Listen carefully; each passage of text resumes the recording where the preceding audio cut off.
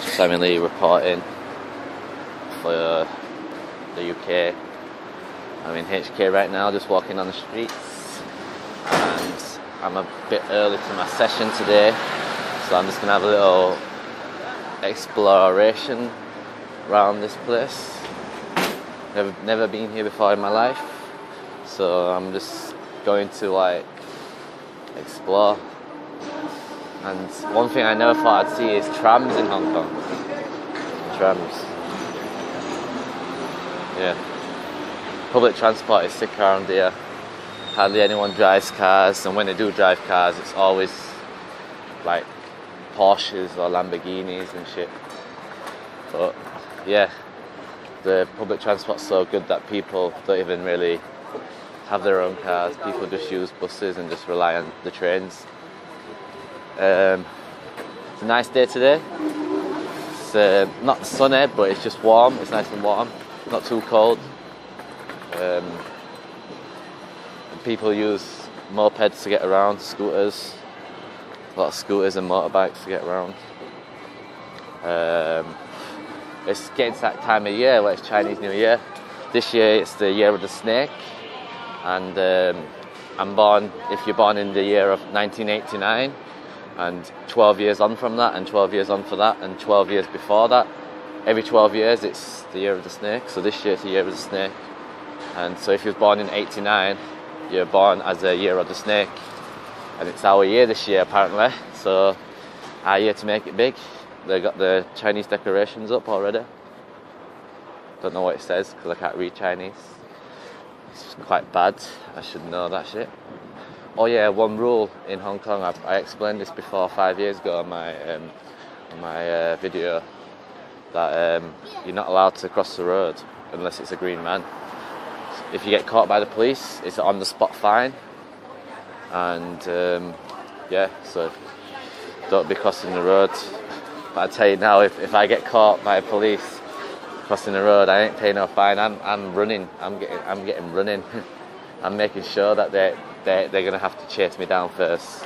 If they pull out guns, then I might have to stop. But I tell you now, straight up, I ain't paying no fine for crossing the road. A lot of celebrations here. A lot of stuff selling. You stick these on your doors on Chinese New Year or towards Chinese New Year, and a lot of people buying these decorations. It's kind of like a big deal. It's kind of like Christmas in England, where people put decorations up and shit. But like over here, they celebrate Chinese New Year a lot more than they would Christmas. If you get that, because it's really important. The way it works is, I believe, if you're married, you have to give out these red envelopes with money in to relatives and if you're not married, you don't have to. You can just receive them. So you're quite lucky when you're not married at the moment, because you just get these red envelopes with money in from relatives you didn't even know you had. Like, people will just be like, oh yeah, sometimes you might get a lot of money, sometimes you might get a little money, but it depends on how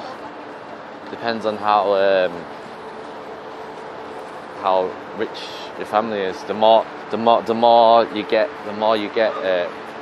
Obviously, people put more money in to reflect their wealth, and in Hong Kong, it's kind of a big deal. Well, Chinese history is kind of a big deal, like with the whole, however much you put in your one envelope to someone, because it kind of reflects your character and reflects your wealth and your family situation.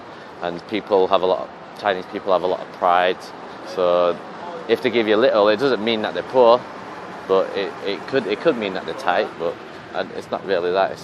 It really reflects the wealth and the situation that they're in.